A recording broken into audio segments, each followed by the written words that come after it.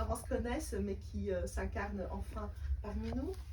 Tu as carte blanche si Merci, tu veux bien. Isabelle. Alors, je vous prie d'excuser mon retard pour des raisons aussi anecdotiques que ridicules. Je suis vraiment ravi d'être là. Et pardon de prendre le train en marche, mais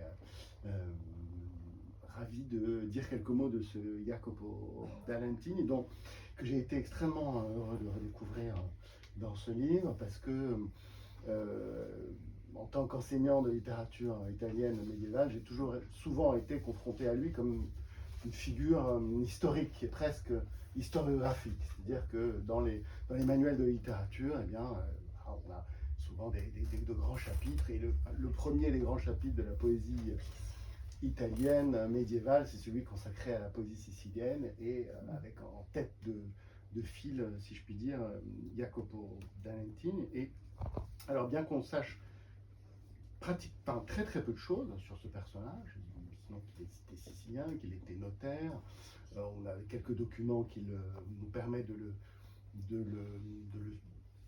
le suivre, mais de le repérer à différents moments entre Sicile, entre Messine plutôt et Palerme. C'est comme je disais, donc une figure très importante, et ce dès le XIIIe siècle et dès les premiers manuscrits qui nous transmettent les